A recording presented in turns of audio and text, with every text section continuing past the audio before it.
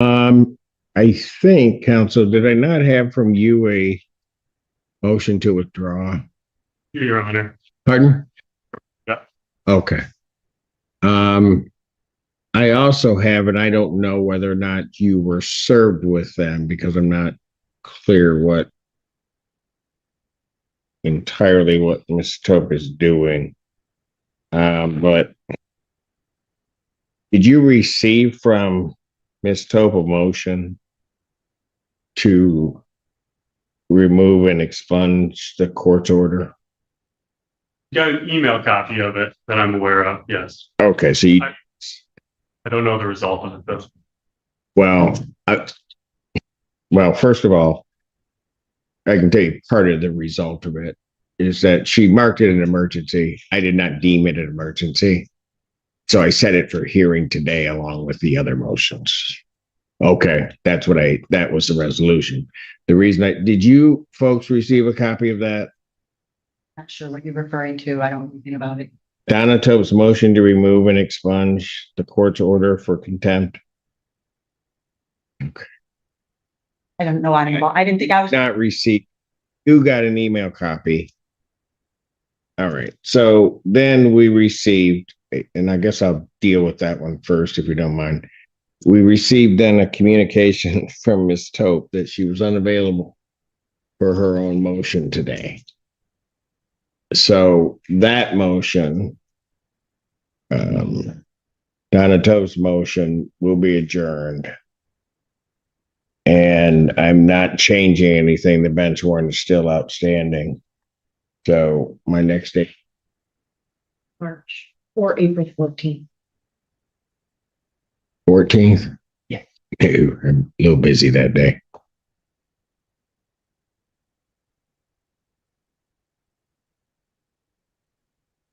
March 17th,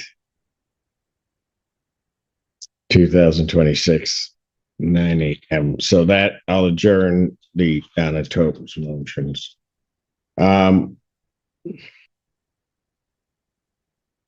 Counsel, I'll leave it to you, given your motion to withdraw, as to whether or not you want me to finish ruling on the other motions or hear your motion to withdraw.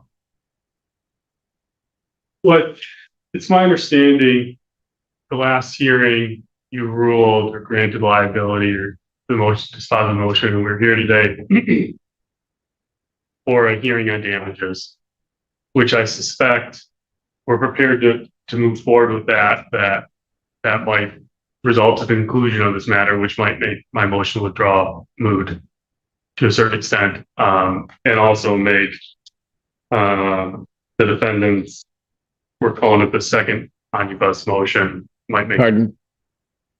moot as well. Oh, yes. All right.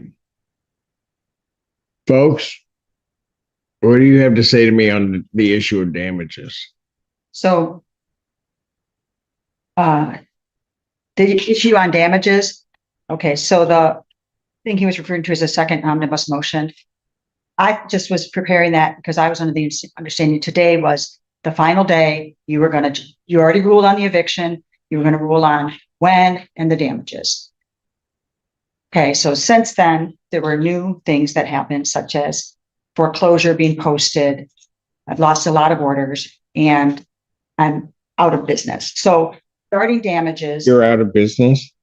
Yes, and I do not have enough orders to pay my lease starting April. Most of the boarders are leaving at the end of March. They saw the posting on the door. Horse owners are like horses. They're flight animals. They're herd animals, and they're all leaving, and I'm going out of business. And so I fear, because of the posting of his foreclosure on the facility, that he is foreclosing and possibly going into bankruptcy. And so what I'm asking for damages is that it be to come out of the court's account.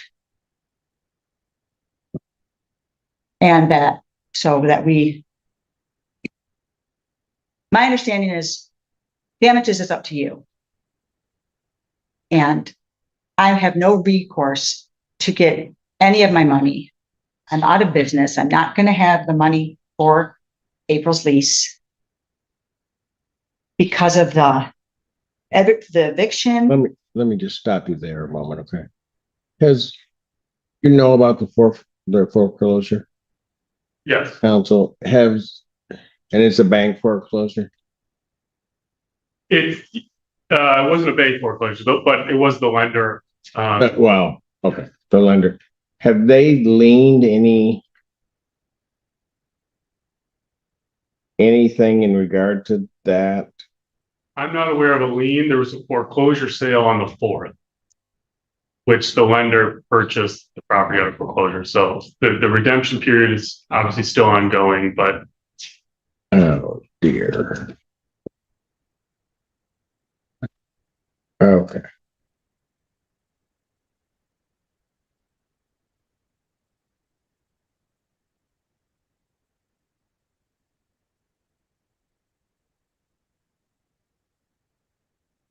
And so when we had received, and I don't know if you were aware of it, counsel, I think it may have come in maybe in response to your motion to withdraw communication from your client that it was going into foreclosure. But it actually has gone through that process and then yeah. And so I just want to make sure that we're clear. So there's the foreclosure sale on the property at issue on the 4th. My client's personal house is also subject to another upcoming foreclosure sale. that's a different one. Those are different. Got it. Okay. And so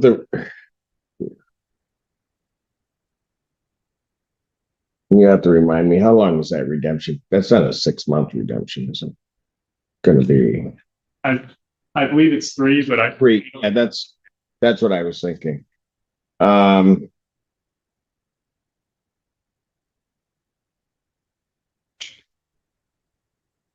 ahead. You were. I filed this motion so that you would have all the information in front of you so that you could make a final decision on damages. Or whatever it's called. He asked me to be, he evicted me. He asked me to leave. I'm prepared to leave. I found a place for my horses. Most of my boarders have already given me notice. And because of the foreclosure and the eviction, the fences that have always been falling down are falling down worse. I can't keep the horses safe, but I don't have the wherewithal or the resources to fix them. And I can't go on. And I'm prepared to, if you would be willing to prorate into the court's account 10 days in April, I would be prepared to leave in 30 days from now. And What did you mean by that prorate into? Well, so I usually pay at the beginning of the month for the whole month. I won't have the money to do that because majority of boarders Gotcha. are leaving. I guess. Okay. Yeah. That's what you're saying. All right. This is going to be a disaster in the making, I think. When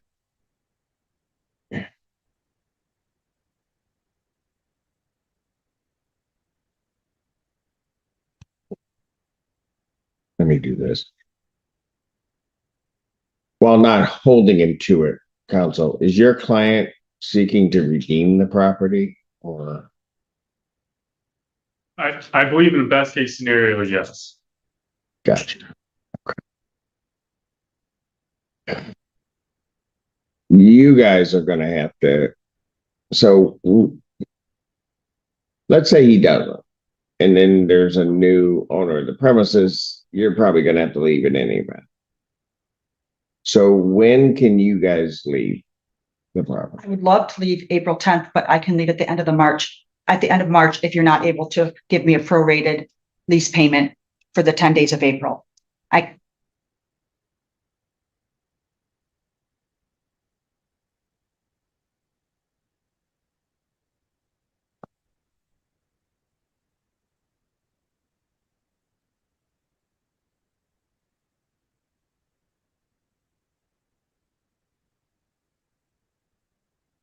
What do you have? I total in escrow.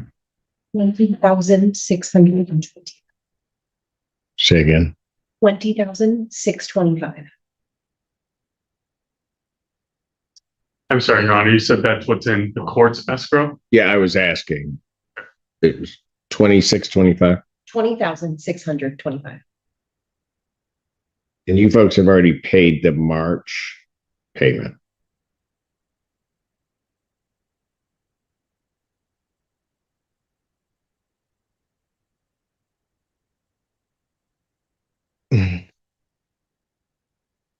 What? Quick question. The March payment, are we saying that was paid into the court's escrow?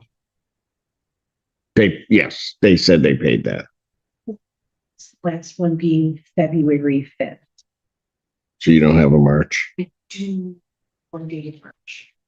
I didn't bring the receipt with me, but I did pay it March. I paid it. Did I pay it at the end of February because it was before we left on vacation? I think I paid it the last Friday of March because we left on vacation Sunday. So I want to make sure it was in before we left. Did you pay? I'm sorry, the last Friday of February. We paid it cash the last Friday of February. Did you pay it here? Or in Saline. Well, It really wouldn't matter. Do you know what court you went to pay it? no, I do see it because you paid it here. It's not on the ROA. So And then it's got to be transferred over. So 5,500 additional.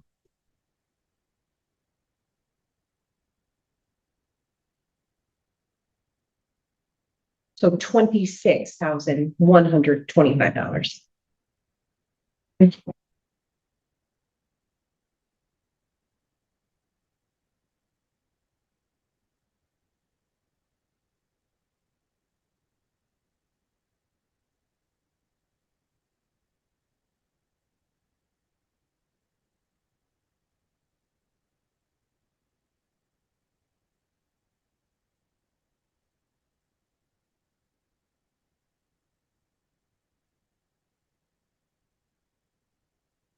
How long was your lease? it was supposed to be 7 years.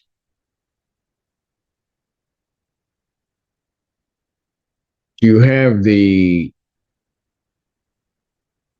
how many horses are you moving? I'm sorry, how many am I moving? How many? Yeah. Just my personal horses. Everybody else, Okay. That doesn't answer my question. You're getting like that other guy. I own. 3. So come the 10th as you're anticipating, you're moving 3 horses, or are you moving 3 horses and then some others that you're in care of? I guess I'm trying to. There's 3 other horses that are absentee owners, and I haven't reached out to them yet because I was waiting to see when my leave date was. I'm going to reach out to them and see if they want me to take them because I'm just going to a friend of the family's and they're just pasture horses. But no, I'm not continuing this business. Does that make sense? No. Well, yeah, there's a lot more information I needed, but I'm just trying to figure out if I were to give you till the 10th, you're moving at least 3 horses, but up to 6 Yes. total horses. Me personally, yes. Right. Okay.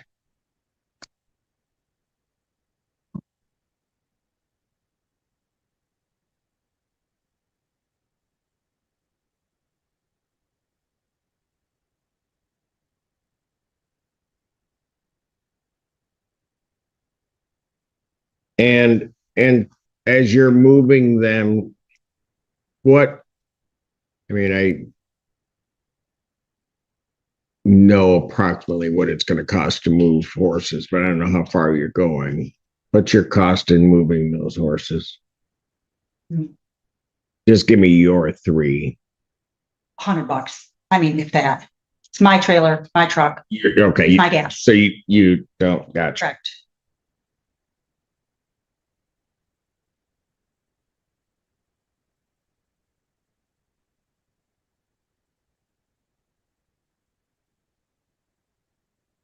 All right. Okay, before I make a final determination of the damages on this, any other additional argument you want to make regarding the Yeah, a couple, Okay. couple points, Yes, sir. just so that when I'm on the same page and we're all on the same page. So I have back in June of 2025 was the last rent payment. And it was a partial payment that was the water heater. Subsequent to that, until this court directed Ms. Tope and defendants to submit money to the court's escrow, I believe there was the subject of a number of hearings prior to this that Ms. Tope had an escrow account personally where she was maintaining monies of some sort for June until, because I have, for example, as of March, a total outstanding rent due of $48,691.04. $26,125 of that is accounted for in the court's escrow account. And the other $22,000 and some change might be in Ms. Tope's escrow account, which started this whole issue. And so Can I just stop you there? That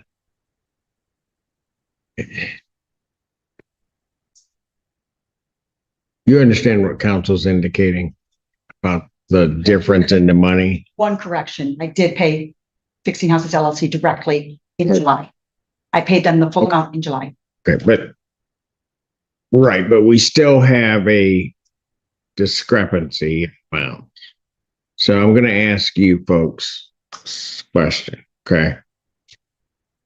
Did you give that money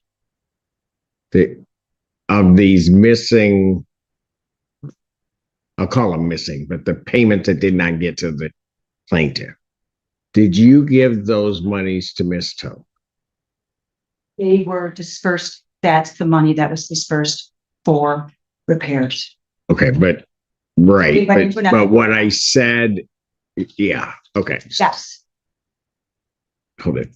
You did not, okay, listen closely to my question because it's really important.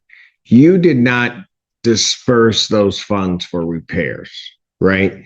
You gave that money to Ms. Tope, who was holding it in whatever to then disperse for repairs or pay for it. Yes. Okay, because hold on, there's a reason why I'm asking this, and there's a big difference. Okay, because what counsel's indicating, I believe is correct, but I just want to make sure on the record that we have it. The $5,500 that you would pay each month that you would have normally paid to the landlord in this case, there were some months you paid those funds to Ms. Tope to hold and or to use for repairs and other things. I believe that was August, September, October, July. I paid. Hang on a second. Hang on. Just slow down. I didn't ask what months. I want to make sure that factually because Ms. Tope's not here, factually that's correct. Because that's what I understand also, but I don't know that you've ever been asked that directly. Yes. Okay. So there's then this escrow, and you're saying that was 3 months, if I'm hearing you correctly, that you would have given the monies to Ms. Tope. I would have to look at the accounting records, but I believe it was August, September, October. I believe it was 3 months. August, September. November, right? Our first payment was, I think that's right. See, just so that we're on the same page, I believe the November payment was paid to my client and it was a partial payment. It was a partial payment in November. Right. So, But I also paid but you paid the difference of the 55 to the court. No, you paid the 55, but part of it was the check he received. received, it was a double payment that month because of an error by Ms. Tope. So he received the check from Ms. Tope. He also made the payment. So that month had extra. I believe in November, we paid the full 5,500 to the court. Is that correct? So was it 41? You pull me, 25 is what we, He received it 41.25. yes. He got 3,600. on top of that. So it was more than the 5,500. It was $3,508.96. I remember that being paid. That because that was a check Ms. Tope sent to him, right? I don't know how we got it, but my records show that we got it. Right, that you got it. And the question was whether or not you could pay or whether or not you could use it. And because there was then the full amount, I said, you guys keep that money. The difference I thought was being paid into the court. And so I accounted for that in my previously stated number. So I'm just trying to bridge the gap between what the court has and what hopefully should be in Ms. Tope's personal escrow account.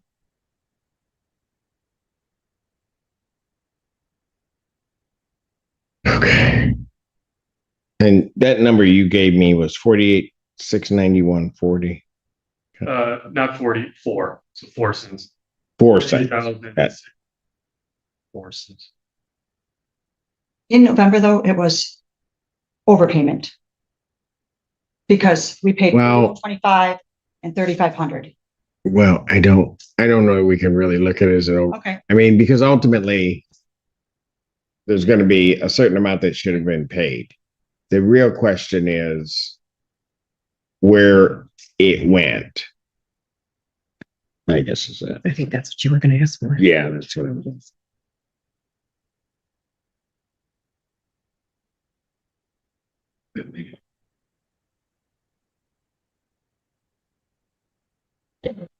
Okay, and I know why that happened.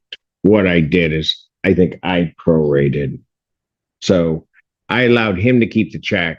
It really wasn't a double payment. So here's what I recall doing is the money that was sent to the plaintiff, I allowed him to keep that upon the court's original. And then when ordering escrow, I ordered it pursuant to the court rules so that it was ordered prorated for the period in time. And I went back, although you paid it on the 18th, it was back around the beginning. When was our first? You didn't run the whole thing, but whatever our first date in November was, I prorated it from a date in November, which is how we came up with that number. So there wasn't a full amount that was going to need to be paid in November. All right. You complied with the escrow order. If you didn't understand all that technicality and what I just said, but I understand why that number is different. And I didn't order the whole 55 for November. All right. But in terms, okay, so here's going to be the problem. And I don't know whose problem it's going to be.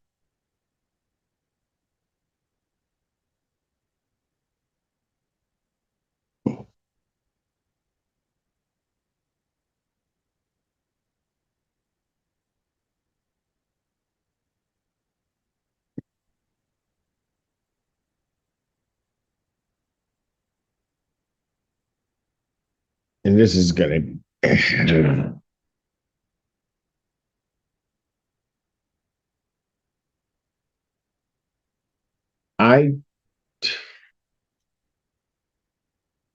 I don't think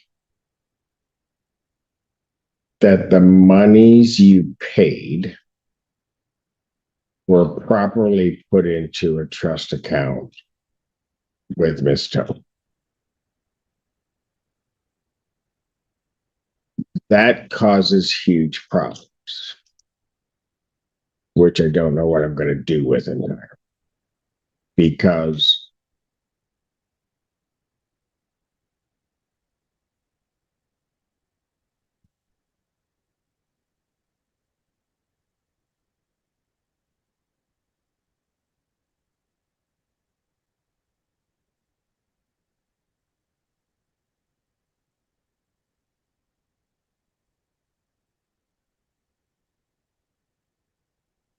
and I'm not sure of the procedure, but typically,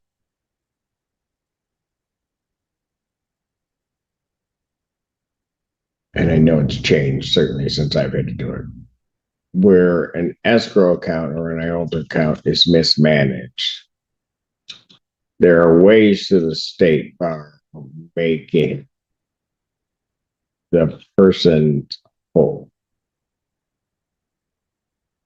Now, having said that, and that's there used to be, well, I'm sure there's got to be a way of doing that, but I just don't know how that is. Because you guys are never going to see, well, let's put it this way. You guys are never going to see that money this term. Have you asked her for the money back? No, we're not.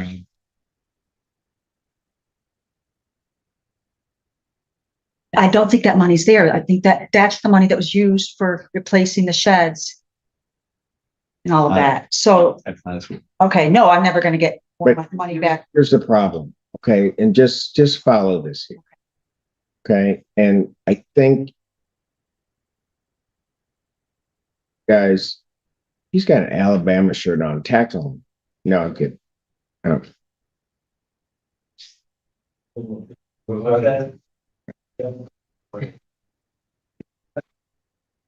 Under the terms of the lease, which is the basis upon which I indicated the monies, you have to pay them, right? That money should have been paid over the plaintiff.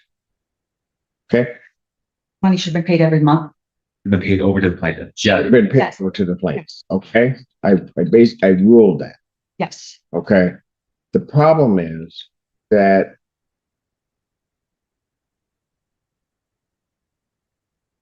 it's hard. So I can't really necessarily give an offset. What really should happen in this case, right? Everything being equal and everything being what it is, and if Miss Tope were participating as one would think a member of the bar should, what should happen is the moment that I ruled that that money should have gone to plaintiff, regardless of whether she spent it on, if she did that improperly out of an IOLTA account, she should then pay that money to plaintiff. Right? You guys wouldn't have to pay more. Okay. That's not going to happen, I don't think. So while let me put it this way. She may have told you those were legitimate expenses. They weren't legitimate expenses.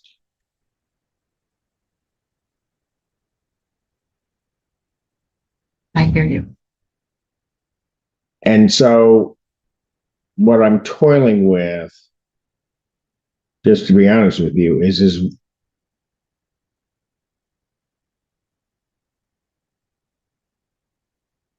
in looking at these numbers, do I hold you accountable for that? Or what do I do with it? Now, I'm toiling with that because also, which is also part of the hearing that I adjourned to the 17th, and why I would be reluctant to let counsel out right at this moment in any event, although it may be moot, is because the bond that I set on the contempt, that would be money that Miss Tope may pay in, was specifically going to be directed toward attorney fees that were being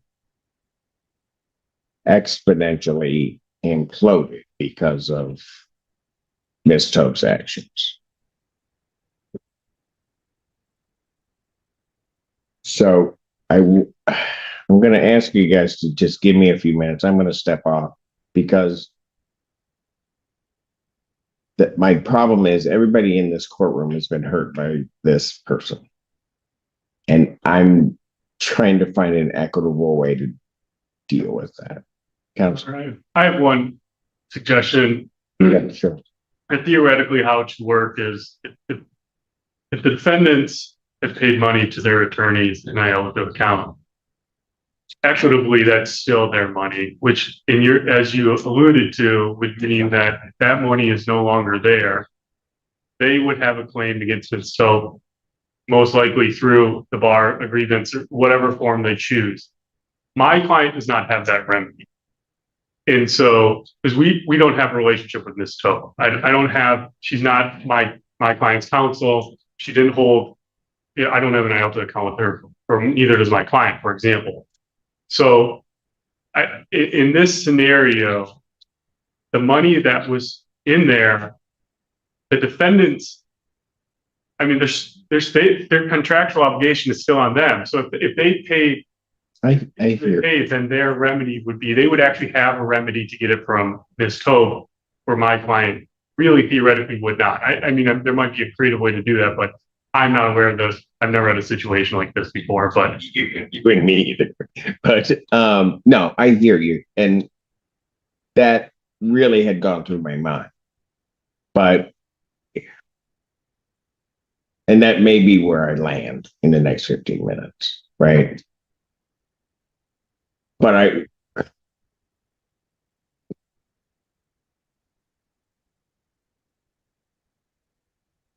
this is the second case in which Ms. Tope has been involved where people have been damaged. This is really the only one, however, that has damaged both sides, and then to a certain extent, the attorney on the other side, because your fees haven't been paid. And I want to just take a moment to think all that through. If I come up with something creative, I may come up with something creative, or I may not. I mean, I may indeed, and I appreciate what you're saying, counsel. That's where I may land. But I want to just think about that for a moment, because I, quite frankly, have never been through anything like this before either. And, you know, your client's out, your fees, plus he hasn't gotten the rental income. These folks have paid, they're out at least what that difference is, because they paid it over. So, and now, because of all of that, and I'm not saying it's the entire cause, but because of all of that, he's in foreclosure. You're not in business. It's a beautiful scenario. And it shouldn't be how things should work. And over my 26 years, I'm not sure I've seen one person cause this much damage. Court's going to stand in brief recess. all right. What makes this courtroom moment so powerful is that Judge Simpson wasn't just dealing with missing money. He was trying to untangle the damage left behind after trust completely collapsed. You could hear the frustration in the courtroom as both sides realized thousands of dollars may never be recovered, and innocent people were caught in the fallout. Cases like this remind us how critical attorney trust accounts really are, because once that money disappears, the consequences can destroy businesses, finances, and lives. The biggest question now is, should clients still be held responsible when the attorney they trusted allegedly mishandles the money?